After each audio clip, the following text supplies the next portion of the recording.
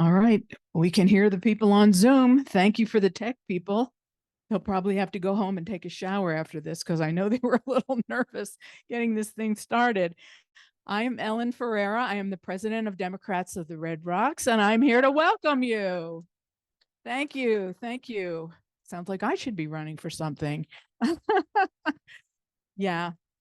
Welcome. I'm seeing a lot of new faces that we don't normally see. Raise your hand if this is the first time you've attended one of our breakfasts, our educational breakfasts. Wow, that's wonderful. Well, welcome, welcome. Democrats of the Red Rocks is an all-volunteer organization. We work very hard to accomplish our mission, which is threefold. We are here to elect Democrats. We are here to promote Democratic Party principles, and we are here to educate the public. So that's what we're doing here this morning. We have monthly educational breakfasts the third Friday of every month at the Sedona Community Center on Melody Lane.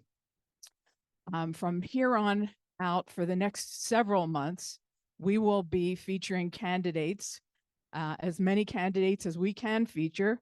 We are having hybrid meetings so that we can have candidates that are not in the room with us, but they're on Zoom. And so we'll be able to see them on a Zoom screen. This is a hybrid meeting. And so there's a lot of people at home that are watching today, but I have to thank you all for putting on your raincoats and coming out on such a yucky kind of a morning. We have a fabulous board of directors, and I want to thank them. These people work way more hours than any volunteer should be asked to work, and they're terrific.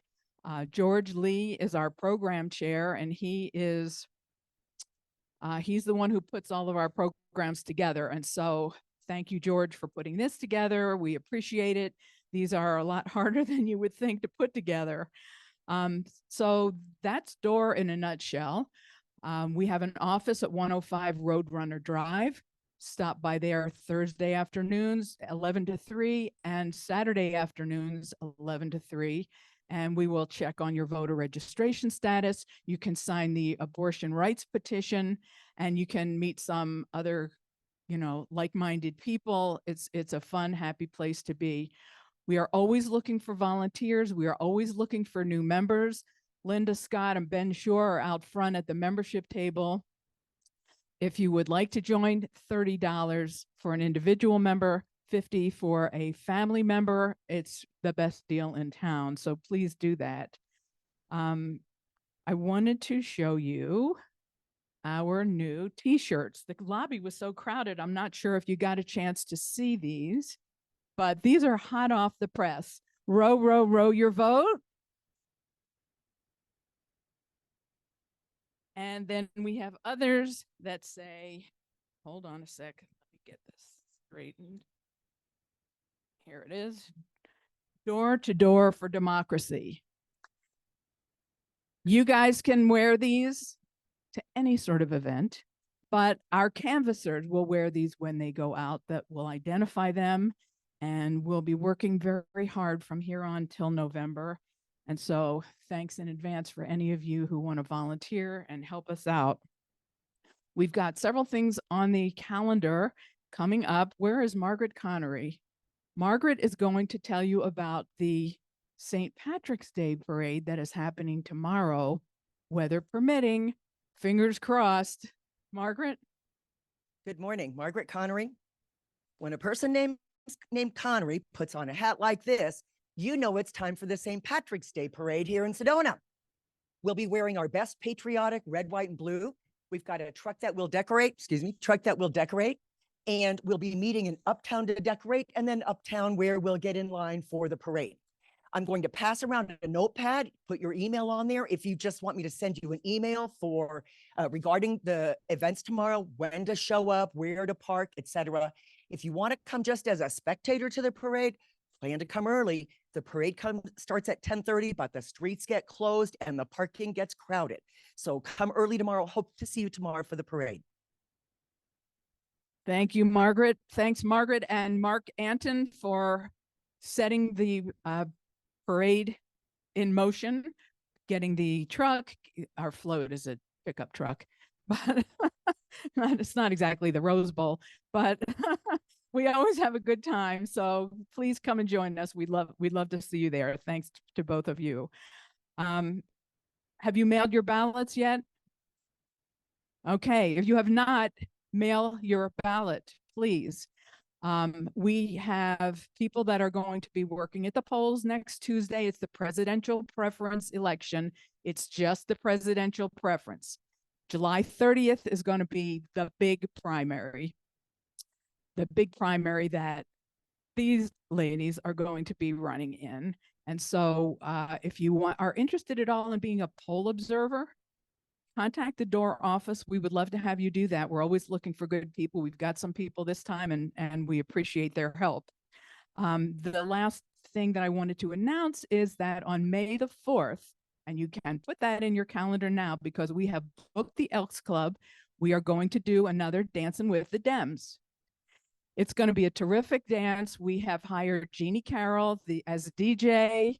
Everybody loves her. We're going to have lots of fun, and I can't wait. That's one of my favorite things is dancing. I love it. May the 4th. It's a Saturday night. So please put that in your calendar and save that date. So this is Women's History Month, and we thought it would be appropriate to bring two women who have distinguished themselves in their public service. We appreciate all you do, all you have done, all you will do. It is wonderful that people are brave enough to run for political office these days. And so we have to be grateful for everybody that does and everybody that's involved in the whole election process. Supervisor Donna Michaels over here is the incumbent person for District 3 Supervisor, Yavapai County. Nikki Check is also running for this same seat. So you will be able to vote for one or the other on your Democratic ballot on July 30th, or you'll fill out your mail ballots earlier. But these two women are vying for this seat for Supervisor in District 3. Today will be a discussion. It's not a debate. We want to hear from both of our candidates, what their positions are, get to know them a little bit better. This is the kind of educational breakfast that I was telling you the DORR likes to do and will continue to do. Ask them, they will start out by talking to you for about 10 minutes, telling you a little bit about themselves. Once we're sort of acquainted, then we will open up the floor for questions. Some people have written their questions on cards, which is great, and Charlotte will be reading those. Other questions will arise during the course of the morning. Feel free to just raise your hand, and we have Mark is here, and we'll have a microphone, and we'll be able to come around and take your questions. I just wanted to say that Charlotte Hosseini is a friend of ours. We have asked her to moderate the discussion just in case we need some moderation. Charlotte is vice chair of the Planning and Zoning Commission. This is her second term on Planning and Zoning Commission in Sedona. I just wanted to let you also know that Charlotte is a resident of Coconino County, which means she has no skin in the game here. Hold on one second. We have a couple cars that we've been told are parked illegally. They're parked in places they're not supposed to be parked. License numbers BFT 0302 and license number KOB. If these are your cars, you need to move them now. Thank you so much.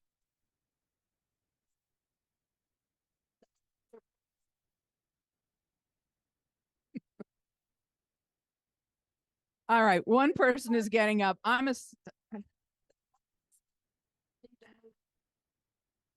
assuming somebody is from one of those people must be eating breakfast at the coffee pot, because I pulled in here this morning at 8:30 and the parking lot was full, and it's from Coffee Pot Restaurant.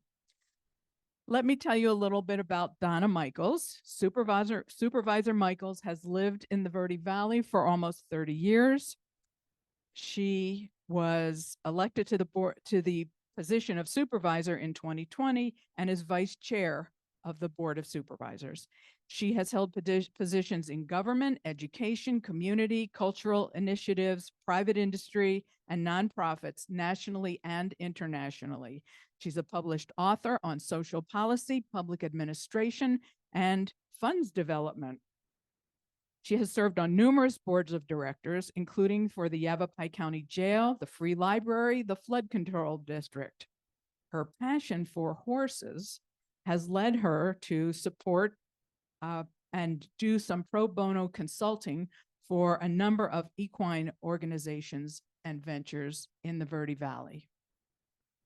Nikki Check has lived in the Verde Valley since 2008. She lives in Jerome, where she had been mayor. She has also run for the state Senate. You might recognize the name Nikki Bagley, but she has now gone back to her maiden name, which is Check. And so she is the person you think you might remember from several years ago. Yes, that is still her. Her name is still Nikki. So Nikki, let me see, she began her career in the wine industry as a laborer and then moved to vineyard management while working for Merkin Vineyards. We love that place in Cottonwood now up on the hill. That's awesome. Nikki was the founding director of the Southwest Wine Center at Yavapai College, where she established a 2-year degree program. She went on to consult, helping many people design and install vineyards of their own. Nikki has volunteered on many boards, including Verde River Basin Partnership, the Verde Valley Wine Consortium, the Greater Arizona Mayors Association, Verde Valley Forum for Public Affairs, Yavapai International Water Advisory Committee, and the Slow Food Prescott.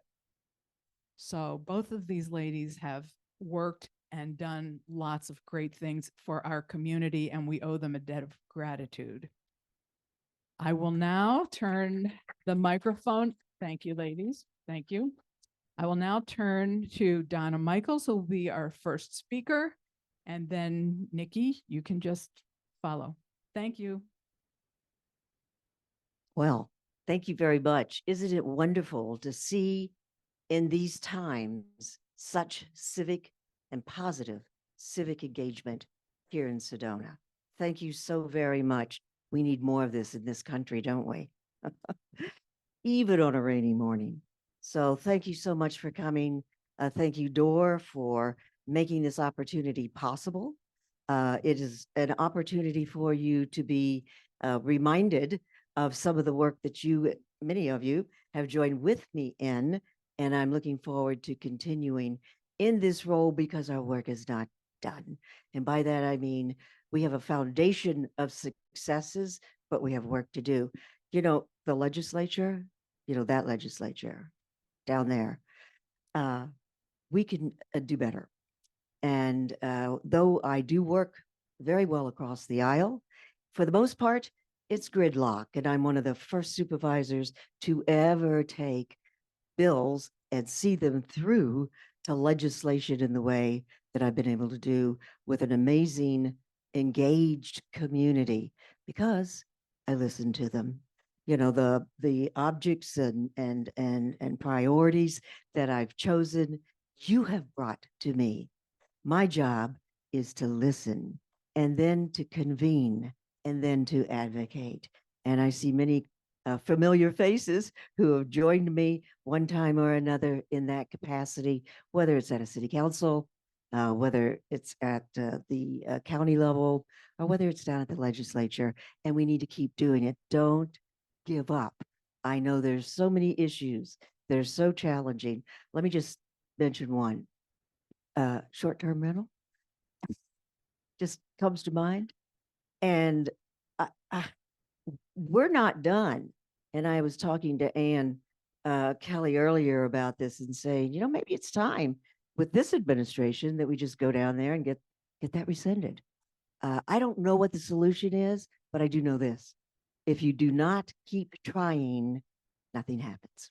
And so that is a key trait that is so important to the person that serves as your supervisor. It takes persistence. It takes creativity. It takes engaging stakeholders across a diverse population. And to that end, it occurred to me when I was talking to Patrick Swice about this wonderful space and thanking him for making it available. I said, you know, in honor of the film festival that just completed very successfully, and in this beautiful room of a theater, why don't I just stop talking and give you a 2-minute video so you can have an idea when I talk about engagement and principles and advocacy, the work in action. So with your permission, and if you have your popcorn, let's watch a quick movie. Thanks so much.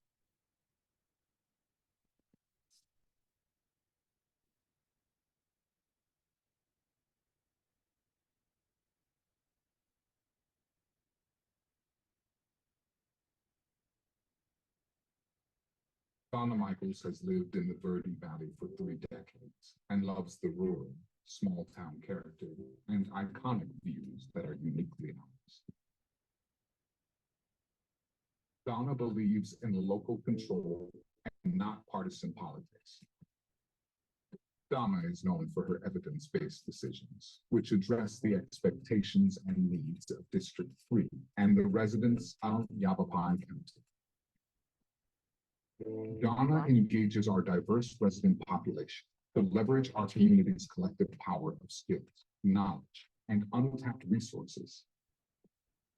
Donna is known for her evidence-based decisions, which address the expectations and needs of District 3 and the residents of Yavapai County.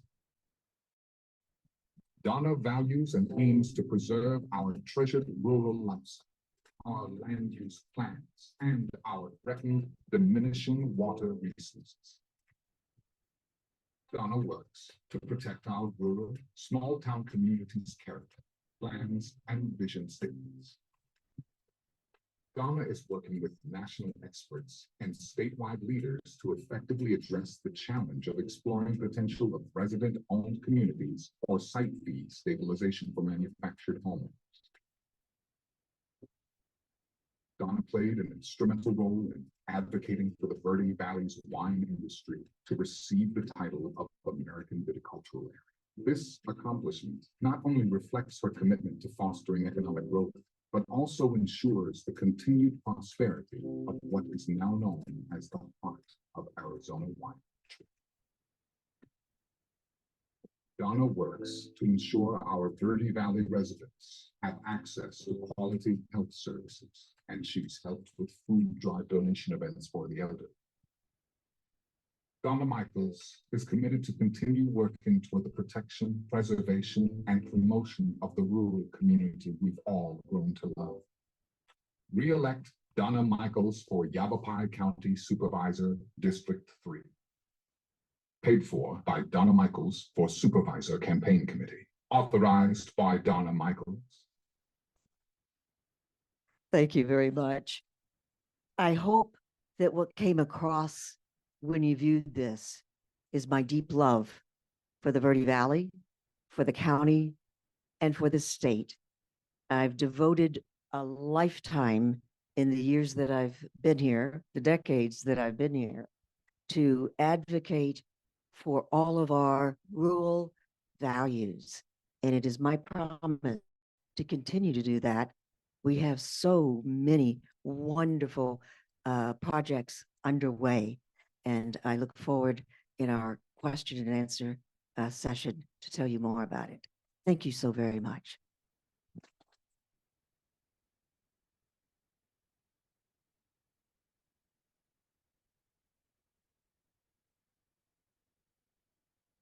All right, we didn't do a sound check. Can everybody hear me okay? Okay, good. Well, thank you for being here. Again, my name is Nikki and I'm running to be your next county supervisor here in District 3. As Ellen mentioned, I'm a lifelong resident of Yavapai County. I was born and raised in Prescott. I've spent my high school years living in Chino Valley, and I've been in the Verde Valley for the last 16 years. I love my historic home in Jerome. It's, continues to be more of a hobby than a house, with my renovation projects.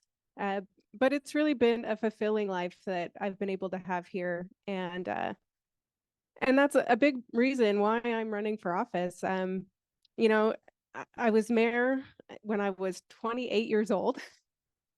So that was, a pretty young age to start my political career. Wasn't on my list of things to do. I had several neighbors knock on my door when there were vacancies on the town council in Jerome, and they thought I'd be the right kind of person to be on council, which meant a lot to me. And even though I told two of them no before I followed up and put my paperwork in, it did mean a lot that people saw that leadership in me at such an early age, and it encouraged me in a way that I don't think I would have come to these conclusions on my own. But it turned out my time on council was really interesting and fruitful, and I found public policy as an interest more than the politics. It's really problem solving, and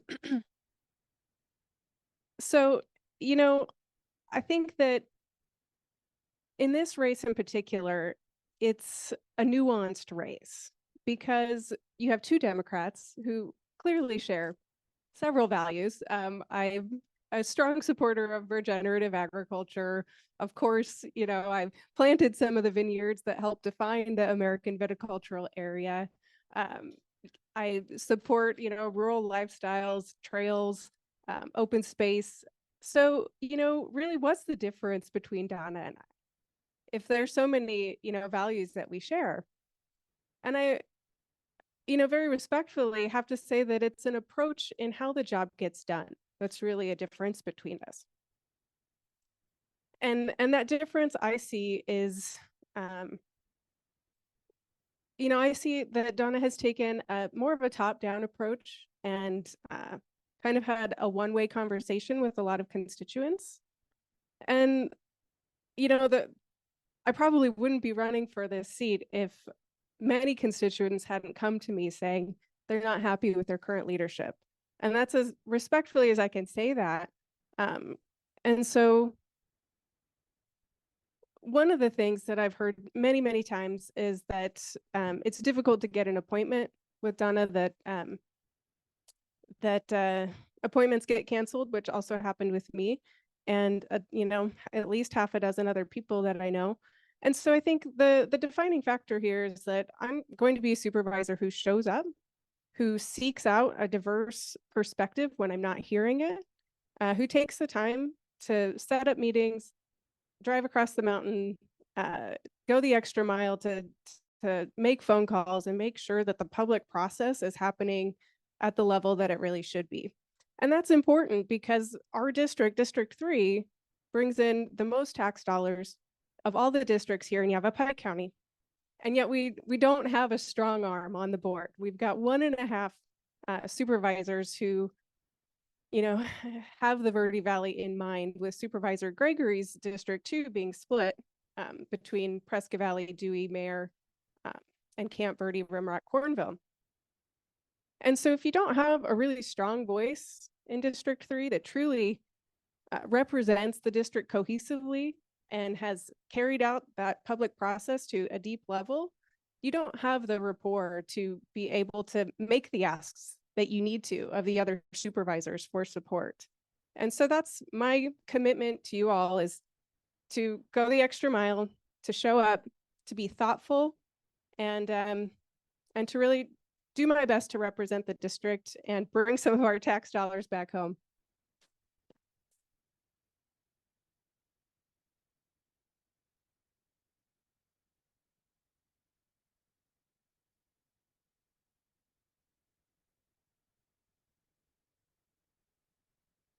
We know this one works, right?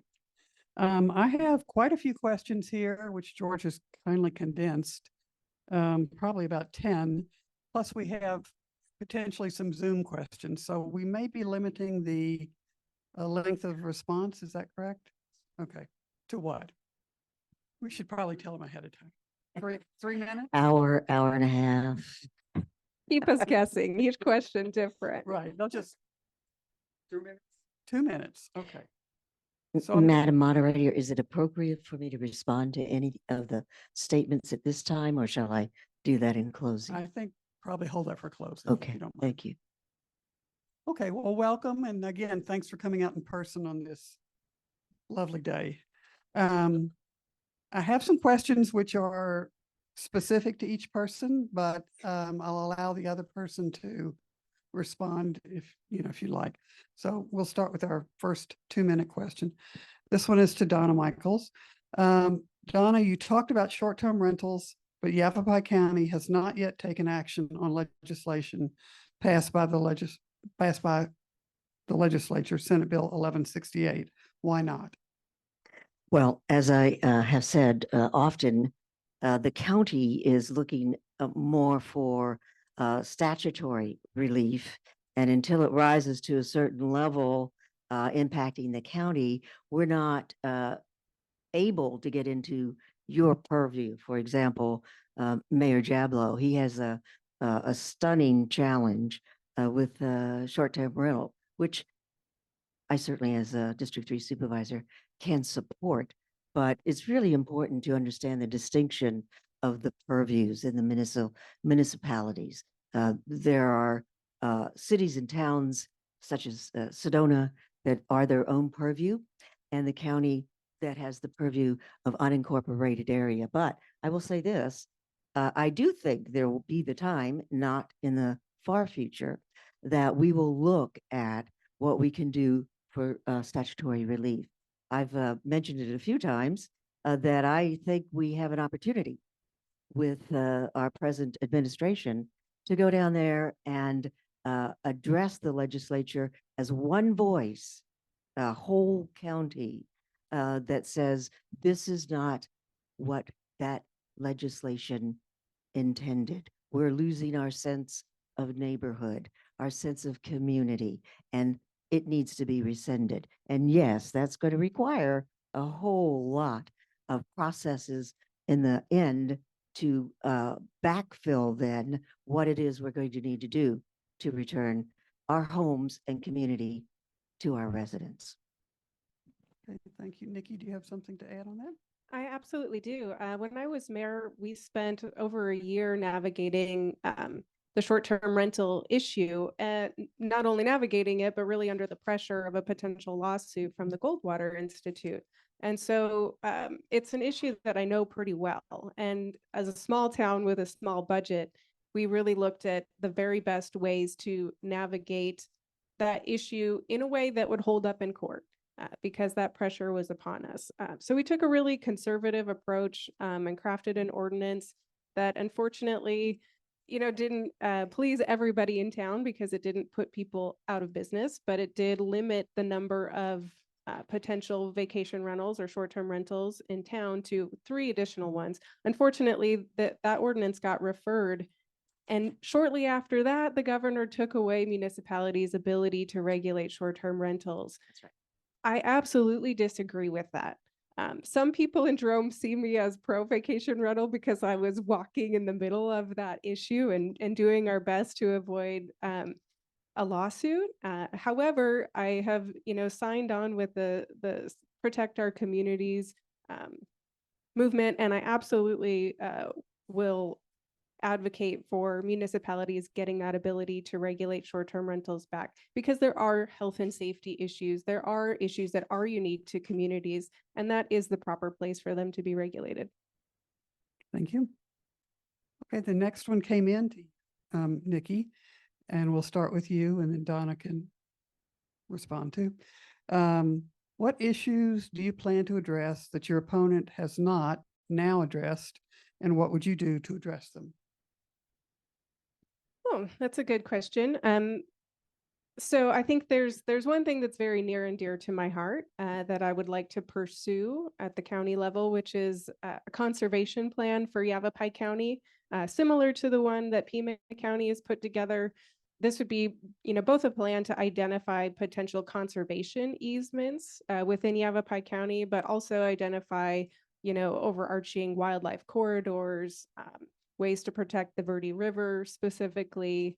And I think now's the right time. We've got great partners. It would have to be a collaborative effort to pursue this type of conservation.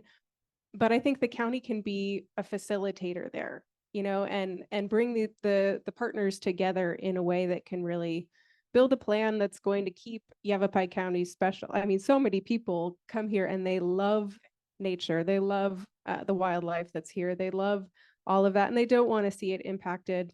And at the same time, developers have to consider, these impacts too. I think they want to. So I think a conservation plan is one of those things. Another thing that's really important is water. And I know Donna's been working on water, and this is a great example of how we would do things differently. And so my understanding is that Donna's been working with other counties and maybe people at the legislature at the state level, but what she's not done is work with people here locally. And so, the current mayors, they each are thinking about water in their towns and their municipalities, and the county is a connector. And so, one thing that went away at the county level was the Intergovernmental Water Advisory Committee. And, for reasons it stopped, but I'd like to see that reinvigorated. I'd like to see our mayors re-engaged on regional water issues. Okay, Donna, what's on your to-do list? Let me, if I may, answer to that, water, and start at the end. We are already doing that. Every 2 weeks, we have a regular mayor's manager meeting. It's now by Zoom, but my door is never shut. I'm confounded about the missed or canceled appointments, which I've not experienced. And I see faces in this room that have walked in unannounced and have been seen. It is my style. Or I'm out in the community because I am a supervisor on the go and engaging on a local level about the water way before our board and 3 other boards representing county to say, Governor, through a proclamation, make sure that whatever the legislation is that comes forward, our voices are heard, which means this, that rural areas, of which there are 44 that have been fending for themselves since 1980, have a voice in local control. And so it speaks to exactly what we all want, which is a voice for the municipalities, the towns, and the cities. But the overarching statutory requirement needs to be in place first, and we're close. So there's no doubt that water is a priority. And I am working in a collaborative way across the aisle and very, very proud of the engagement we've had to date, as evidenced by these proclamations that ask for assurance for our rural areas, which of course is my laser focus. As it relates to conservation, we're already doing that. We have a model that we talked about in our joint session yesterday regarding the Diablo Trust, which has a wonderful pamphlet. I am a member of that. I meet regularly with them. It's important that we collaborate with all of these entities to ensure conservation is at the top of our list. And I think you'll see that in our updated comprehensive plan, which we won, by the way, an award for. Thank you. Okay, here's another question that came in directly to Supervisor Michaels. So I'm going to start with you again. Let's talk about the Sedona Library included in the VOC. Let's talk about it in Sedona too, but okay. Why did you advocate cutting their budget? Well, firstly, know this, that's a mischaracterization. I didn't advocate to cut a budget. I am an academic. I have probably more degrees than, shoes, but I will tell you this, literacy is at the foundation of a civilized society. That's the reason that I served on Justice O'Connor's advisory council. The choice was the separate library district had no more money. So our board made the difficult but important and unanimously supported decision to give 500,000 from our budget to help these libraries become whole. So in fact, you know, it's hard to get the education out, and it's very easy to be negative, but I can tell you we have a board that cares deeply about education, literacy, and keeping not only our libraries whole, which by the way, we fund to 268,000, the VOC library, but expand it, which is what I hope we will see happen in next year. Thank you. Nikki, do you have a thought on that one? I sure do. You know, speaking about priorities is one thing, but funding them is another. And 2 years ago, the library mill levy, the supervisors agreed to lower that mill levy. So everybody pays a specific library tax on their property tax bill. And that levy went down. The supervisors agreed to lower the amount of money that would come in for the library system. And so that speaks in opposition to holding libraries as a priority. Now, Sedona is unique in that you have 2 counties here, and you can see how 2 counties prioritize library systems. And my understanding is that Coconino County has not had a problem funding the libraries here, and it's somewhere around 400,000 that they chip in to the system because they realize the merit. County residents use municipal libraries, and so I definitely advocate for the county continuing to do what they can to support municipal libraries. There are so many municipal libraries here in District 3 that our district really hurt from that. And I know that towns and cities were caught off guard. They had already been through their budget and had to scramble to make sure that libraries were getting what they need. This isn't a nominal issue. I know that the Sedona Library had its boiler out at one point this winter, and I had a meeting in there and it was cold. You know, so there's a myth that Sedona has all the money it needs and the county doesn't need to support it, but that's really untrue. If I may respond to that. Not really. Oh, okay. Can When you I hold- can. would you mind waiting till the Sure, end? sure. Just we have Absolutely. a Absolutely. surprising number of questions here. We're going to switch over to dust and noise. And I'll ask a dust question of you first, and I'll ask a noise question of Donna first. So you can both talk about dust and noise. So there have been complaints of fugitive dust from blasting and crushing of the cottonwood slag pile. There is currently no safety levels for children's long-term exposure to copper mining waste. How do you plan to inform the public, and what is your plan on remediation? Let's start with Nikki. Yeah, this is a difficult issue, but it's an issue that hits home for me because I personally have suffered heavy metal poisoning. I had lost my short-term memory on account of it, and it was really difficult to figure out. I think if, I had gone to see a normal doctor, I probably would have been told, we don't really know what's going on with you. So health issues that are tied to heavy metals can be really difficult to pinpoint. And so it's actually, I think it's really difficult. This is a difficult issue because I know that it's already been through several processes. And I don't know what a straightforward approach would be at this point.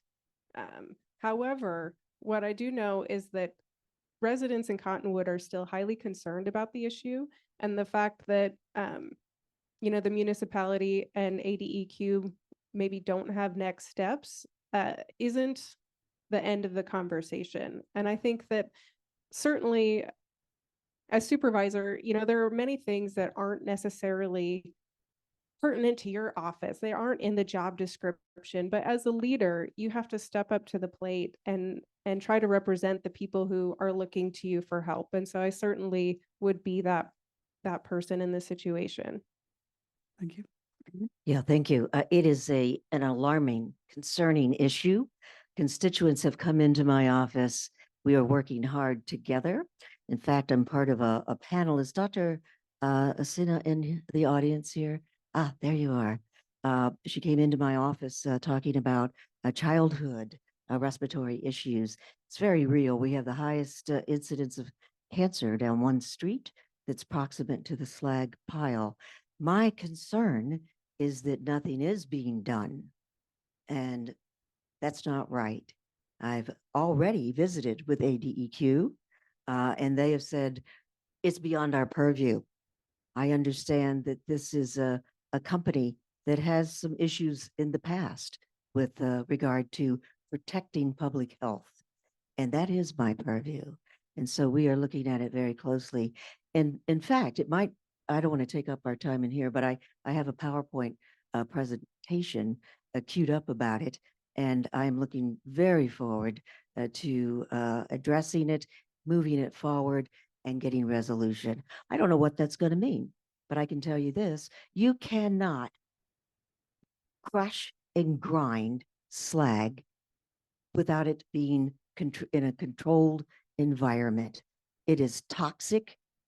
It ends up being the equivalent of shards of diamond glass, and your lungs will never recover. And it's happening unabated, according to the professionals and the experts that have come in to date to my office. What we need is an assessment, an outside assessment, so that we know what the next step can and should be. Please join with me in that effort. It's important. And yes, I am on it. Thank you. Thank you. Okay, the next question has to do with noise. And Donna, we'll start with you. What is your platform on the Cottonwood noise from the airport? Boy, there is a lot of noise going on. I've been to some of these communities and stood and tried to have a conversation with them when there's the touch and go. It's controversial. It doesn't represent the kind of quiet and peace that we expect in our homes.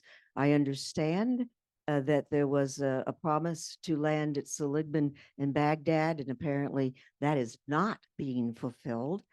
So it needs to be addressed. The challenge again is that this is something I am hopeful that Cottonwood will work with me when they restructure their internal organizational order by the folks who are going to have to make some tough decisions. Do I advocate for getting this resolved and returning some semblance, some equity, which is really what this issue is about?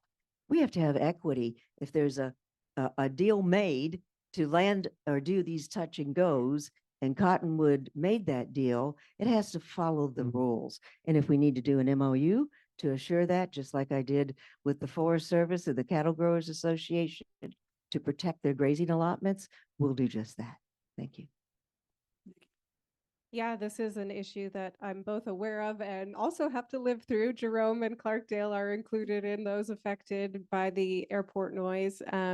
You know, the core of this as a problem started when Prescott closed a runway a couple years back, and Embry-Riddle in particular, their use of the Cottonwood Airport exploded. And so it was all of a sudden an issue, and people were overwhelmed by it. However, you know, you might think, what does the county have to do with this? Cottonwood has an airport board, a municipal airport, but there is a component to the county here in that we've already invested in Seligman's airport for the express purpose of hosting Embry-Riddle, and they are not using that airport. And so we do have a negotiating chip here and a previous thought process for how to potentially equalize the use of our small airports and still get Embry-Riddle students all the training that they need.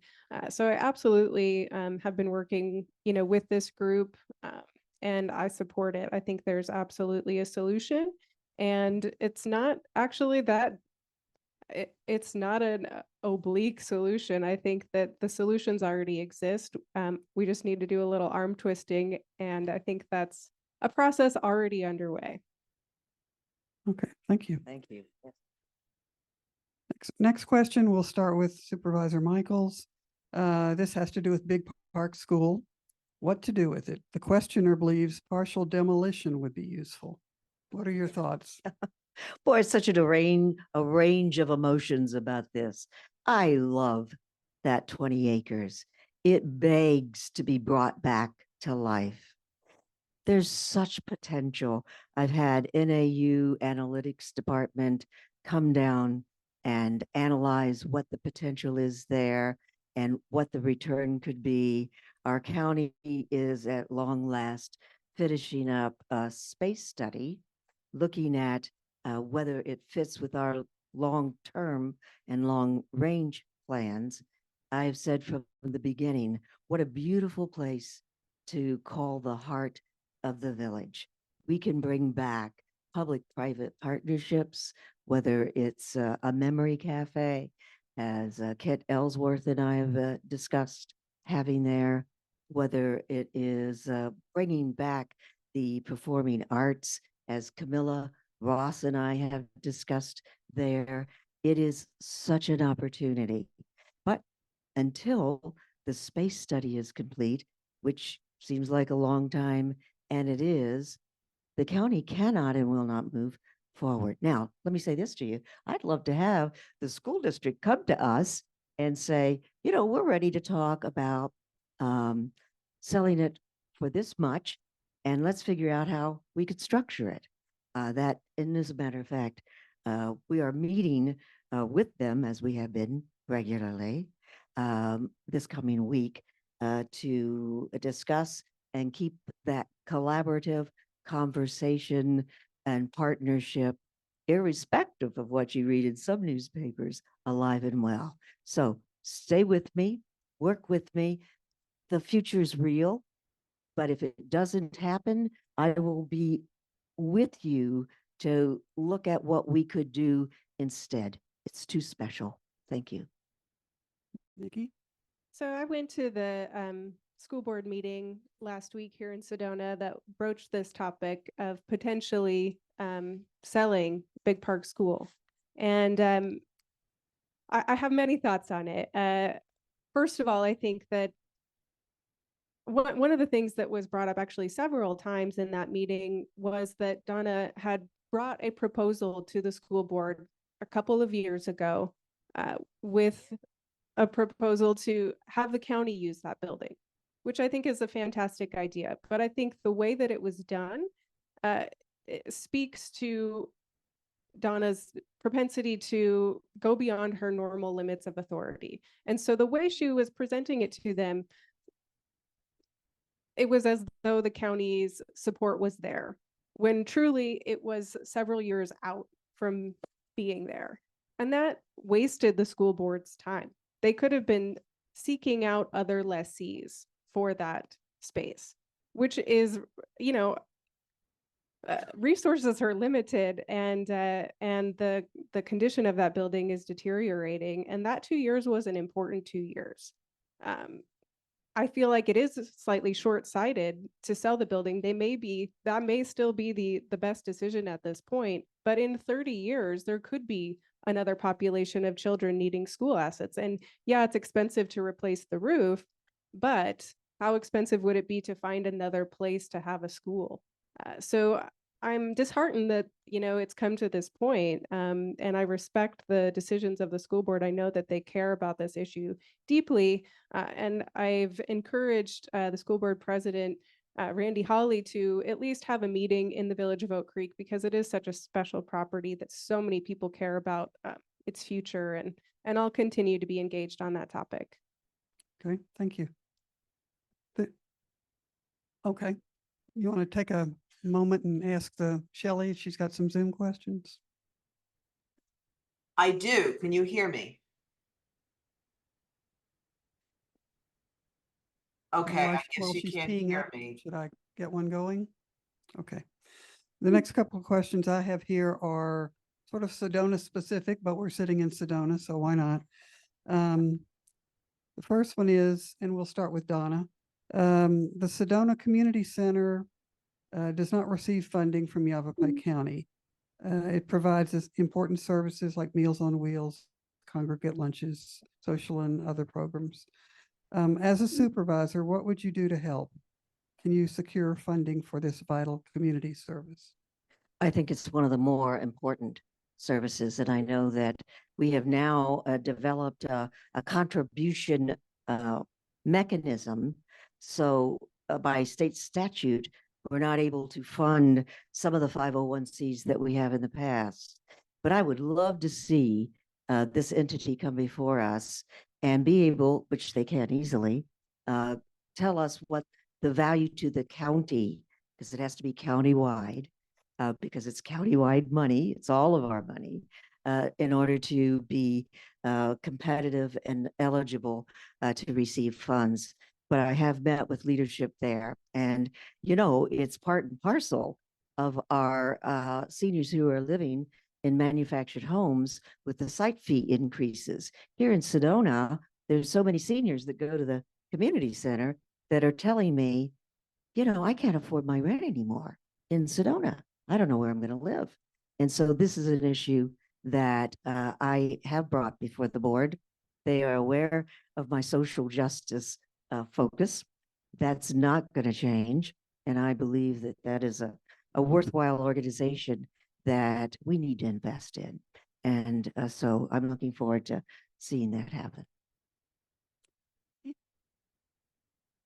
So I think that many municipalities, at least here in District 3, get frustrated because their level of service absolutely extends to county residents. That's true in Cottonwood, that serves the Verde Villages and Verde Santa Fe. That's true here with the service of Village of Oak Creek residents. And so it's really important that your county supervisor takes that long view of where county residents are getting benefit and goes beyond, the boundaries that are drawn on a map to make sure that support is made available for county residents. And so I'm very supportive of that.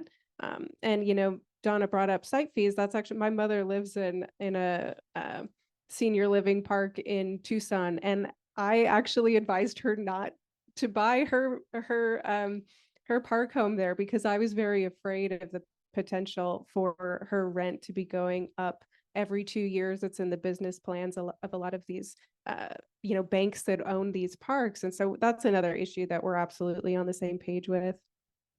Okay. Should we try again with Shelley? Okay, can you hear me now? Are you able to hear me? Yeah. Can you hear me?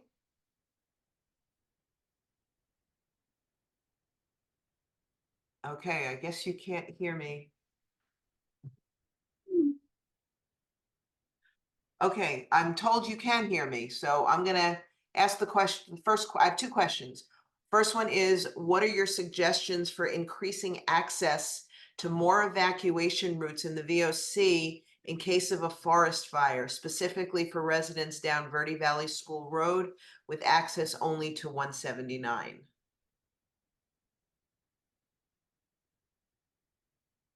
I would love to answer that. I would say, Donna Michaels, this is your question. Yeah. So, there's a lot of chatter about that. And I've had, Toby has come and visited with me.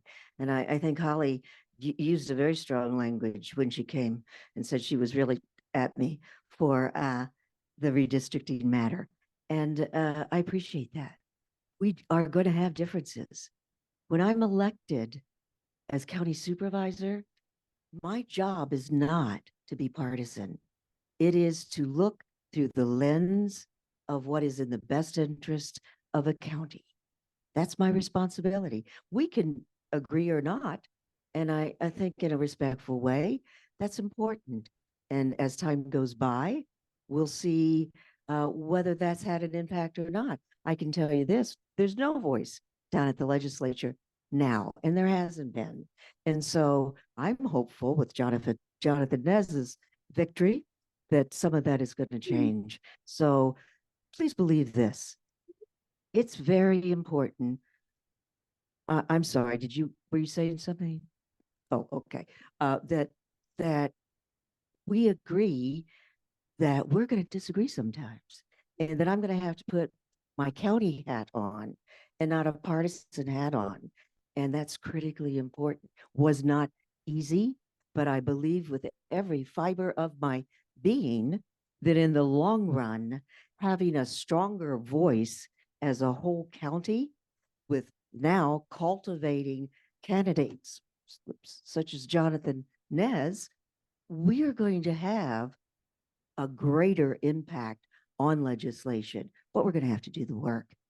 We have to do the work. It can't be about how we divide up districts. It has to be about cultivating individuals to be engaged in the party. Nikki, Thank you. I'm sorry, Nikki, your thoughts. Well, so as you may know, I'm not a highly partisan individual either. I'm a conservative Democrat and moderate in a lot of ways, but this is an issue that does hit home with me because I ran in former legislative District 6 and nearly cinched it with only 1,700 votes difference.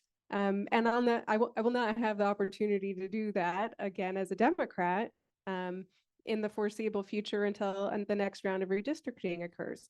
And I agree, you know, when you're elected as a county supervisor, you are there to represent all the constituents. And so if you actually break out how District 3 has voted in the last few elections, they have gone blue. Not, you know, deep into the past, I do believe that this district is a swing district. They'll vote for, you know, a highly moderate Republican or a Democrat. And in the last few elections, their choices have been Democratic. And so you have actually taken away the opportunity for District 3 to be represented at the legislative level according to their partisanship. Thank you. Do we have another Zoom question?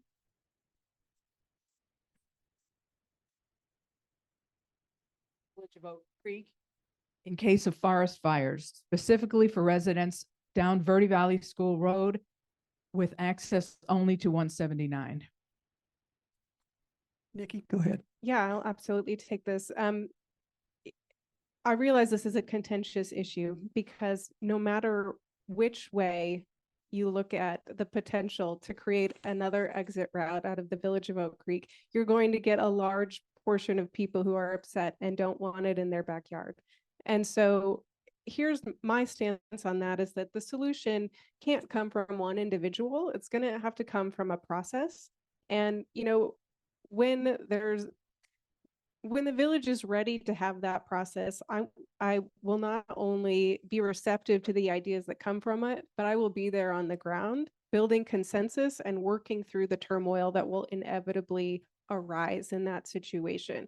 But it's not just the Village of Oak Creek that has this problem. Just yesterday, I met with Dan Luter, who's the former Development Services Director and Public Works Director for Cottonwood. He's been in Public Works since 1986, and he saw a safety issue that he actually attempted to bring to Donna at least 3 times, and she still has not met with him. It took me 15 minutes to drive over to Camino Real, close to Mingus Union High School, to a flood area that actually took the life of high school student Faith Moore. Yes, thank you. Not too long ago. And what he realized, Dan looked at it and he saw that hundreds of homes don't have an evacuation route when it gets flooded. And there's a, you know, concern. Cottonwood doesn't think it's their responsibility. County doesn't think it's their responsibility, but it's absolutely something that can and should be fixed. And it's a good leader's responsibility to show up, see those issues, and find a solution. Donna? Well, again, this is one of those things where you need a lot of education to appreciate that there are legal processes that are already underway. I will tell you that Wendy Rogers put $6 million into escrow or an account to hold for creating a solution. And frankly, it's in the hands of attorneys right now. The county would love to have this resolved. I've walked that many times. I searched for Faith Moore. It was such a tragedy.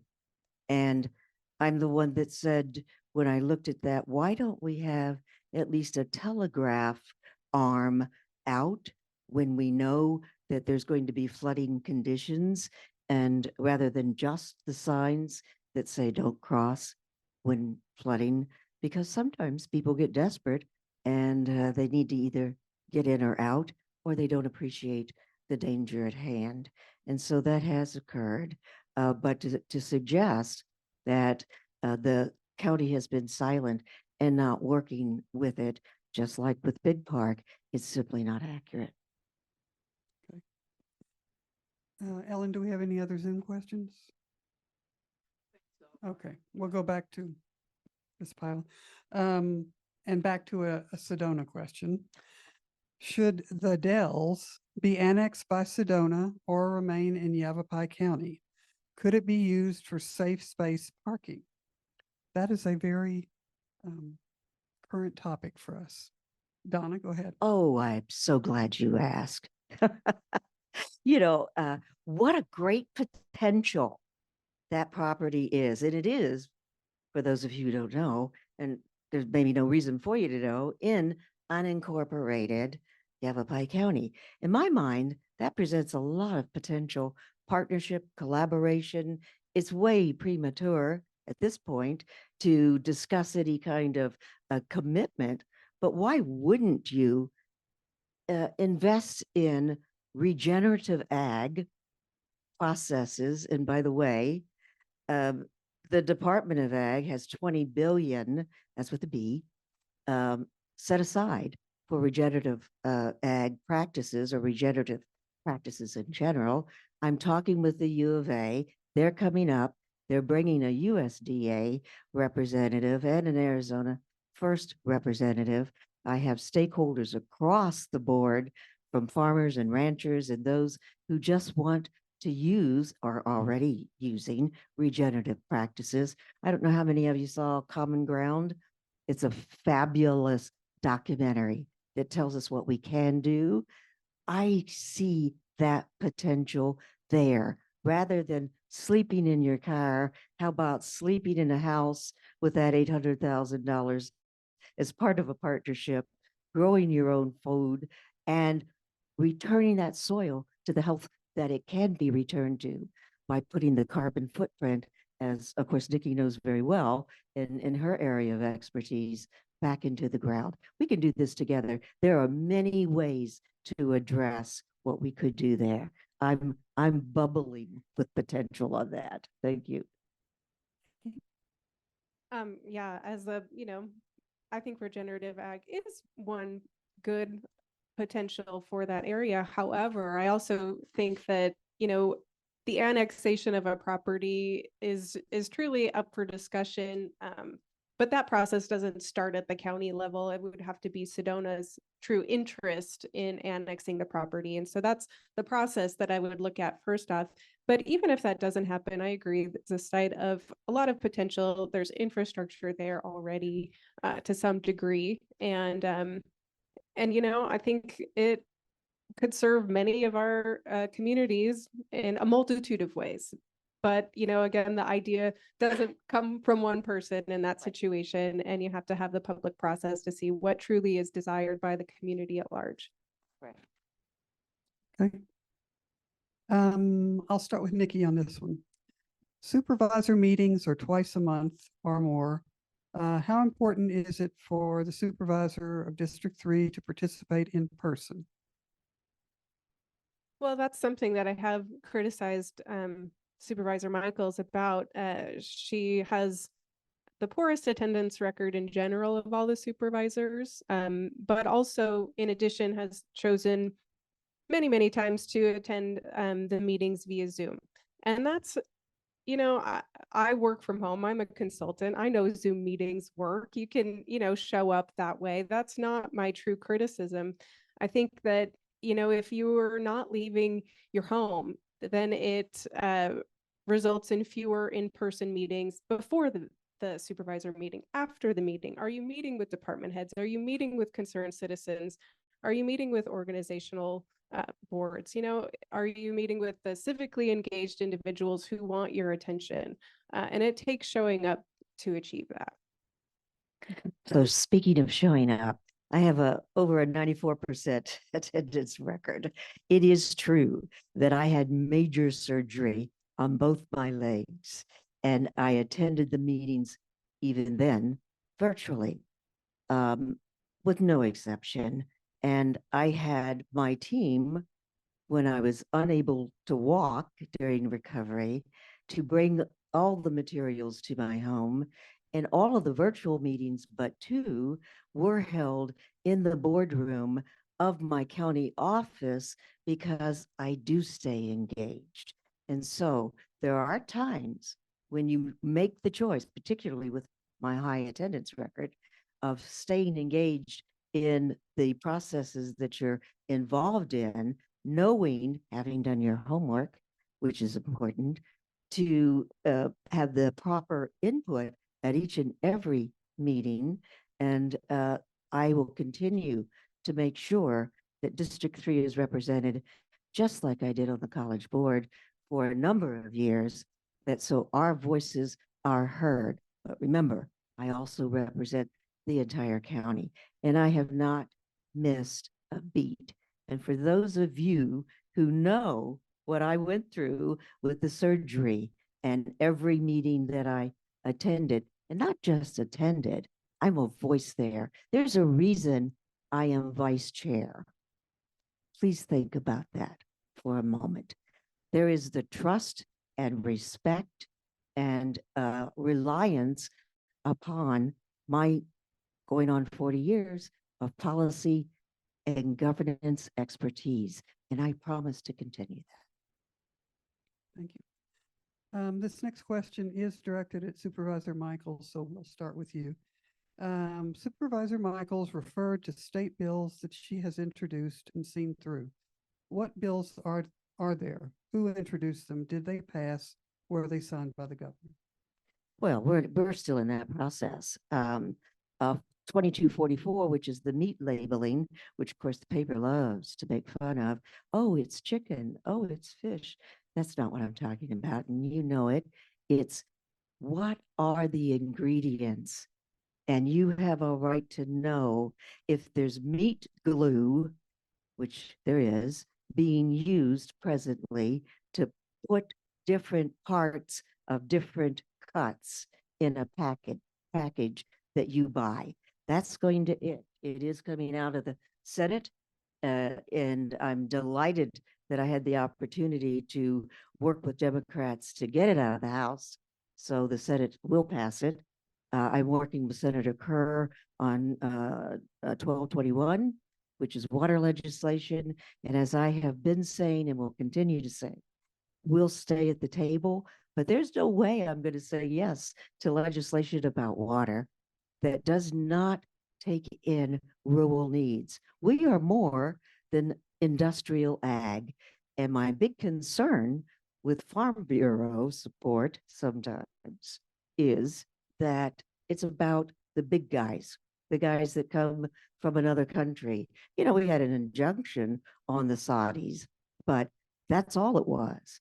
We need to make sure that we're taking care of the people whose wells are running dry because of the big corporate ag that is taking the water and not benefiting the state. So that's in process. We're not there. I go down Tuesday for more testimony. So the OHV legislation that Senator Bennett is carrying, again, we hope to drag it across the finish line before the session ends. But you know, that's a moving target, but I'm committed to making sure that that happens. Thank you. Nikki? So, you know, as mentioned, I do believe that it is a supervisor's in a supervisor's role and capacity to lobby and guide legislation, because it certainly impacts us on a regional level. However, I hear Donna Michaels touting things that she's accomplishing at the legislative level, or sometimes at the county level, but it's not in District 3. And so I think, you know, those were good questions to know exactly which bills are going forward and who and how. But the truth is, Donna Michaels doesn't have a vote at the legislature. She has a vote here on the county supervisors board. And we want someone who's going to be here representing District 3's interests first and foremost. So that's my promise to you, is to absolutely keep an eye on what's happening at the legislature, and understand how those concerns relate to District 3, but prioritize my time and attention on things that are coming across the dais at the Board of Supervisors level. Okay. I have one more question and then we'll go into wrap up. So this last question, it touches on something that you'd already, or is a question about things you've already touched on, but we'll let you explore it a little more. I'll start with Nikki. I'm a senior living on a fixed Social Security income, live in a mobile home park. Across the nation in Arizona, and specifically here in Yavapai, our landlords are raising our rents, land rents, without rhyme or reason. This will force seniors to find other affordable living. What is your solution? Well, absolutely. This is really important to realize that the mom and pop mobile home parks across the state are no longer owned by the mom and pops that started them. They're owned by predatory companies that have major national and international investors who seek to extract money from individuals at whatever rate they are able to legally. And I think there needs to be a legal stop to that, and I think that it's really reasonable to put a limitation on how much rents can be raised in a given period of time. That needs to happen, of course, at the legislative level, but absolutely at the county level too. We can work on that. Thank you, Donna. Yes, absolutely. The purview is going to be the legislature. And I have been working on that. I have a wonderful group of ladies who came to me about this very issue. And we've met multiple times. And in fact, Senator Bliss, Senator Bennett, Representative Ortiz, LD24, I believe, who has had unsuccessful efforts at didn't even make it out of committee, legislation to protect these site fees by using a rent control approach. Here's what I can tell you. We're going to address this. It is unacceptable on any level to think that by our benign neglect as a state, we are going to have a new population of homeless, and they're our grandparents. They've paid taxes all their lives. They've worked hard. And my commitment is this, and I think it's evidenced by the work I've done to date, that I'm going to make sure our lawmakers, and it is my job to be at the legislature, making sure that District 3 needs are met. You can't tell me you don't care about water. How many of you don't care? All right. How many of you don't care what the decimation of OHVs are doing to our public lands, our trails, our grazing permittees? None. So everything that I'm doing down at the legislature with expert guidance is to make sure that finally, and I'm the first one to do it in all of these areas, finally, your voice is being heard. And that can only happen because you've already come to me, as the ladies with the mobile home site fee challenge have done. They've come to me, we form a coalition, we work together, and in doing that, we get things done. Thank you. Thank you. Have about 10 minutes left, and we'll give 5 each to wrap up. Do you have anything you'd like to expand on from your other questions, or something new you don't think we covered?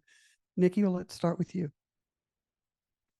One thing I didn't mention as far as my inspiration for running is my 9-year-old son. I want you to know that, as I consider public policy and a vision for the county, I'm thinking 30 years out. I want to see opportunities develop in the low and slow kind of way that our small towns have cultivated. We can keep our rural lifestyle alive while cultivating opportunities in a balanced way that still maintains open space, conservation, quality of life, access to nature, all of the things that we really love about these unique places that we live. I love living in Jerome, driving to Sedona, popping over to Camp Verde for lunch, enjoying some nightlife in Cottonwood. We have unique communities. And, as a county supervisor, it's a wonderful opportunity to really continue what's unique about each community and be there to listen to the visions that are cultivated within those unique communities.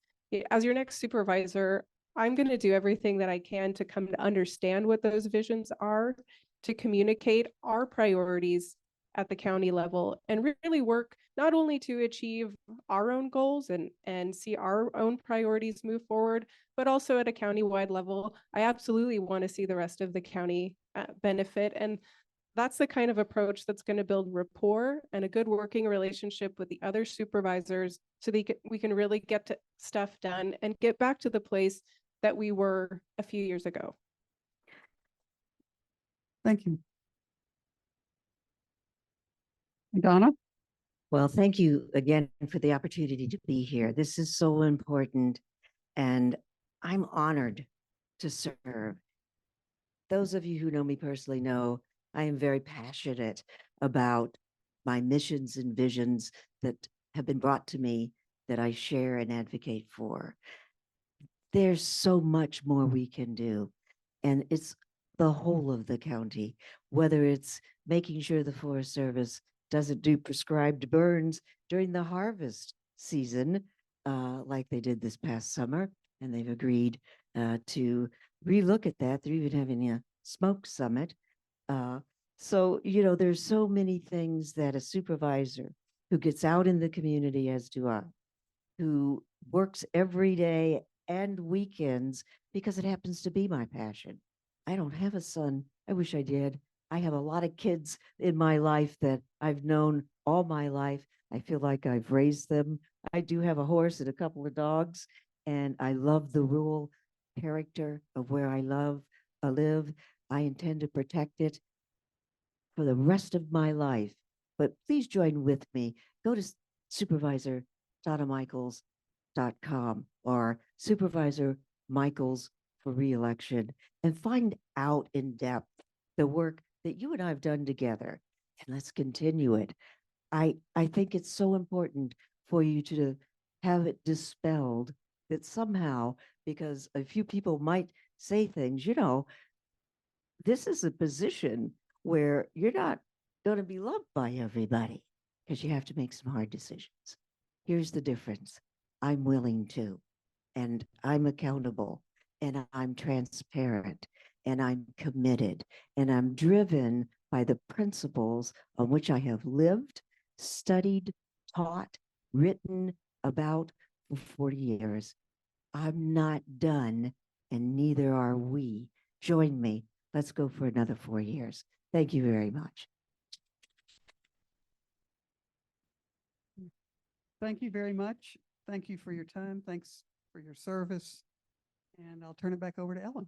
Okay, thank you again. We appreciate your being here. We appreciate your being here. Stay informed. That's the best thing you can do. And remember, your vote is your voice. Use it. Show up at those polls. And I hope we can see some of you, most of you, at our meeting next month. Will be about the border. And we will be back at the community center the third Friday of every month. So thanks again for coming here. Hold on one second. We have one announcement by our mayor. For those who are interested for the parade tomorrow, as of right now, it's still on. You will be notified by Facebook, email, whoever you've been contacting.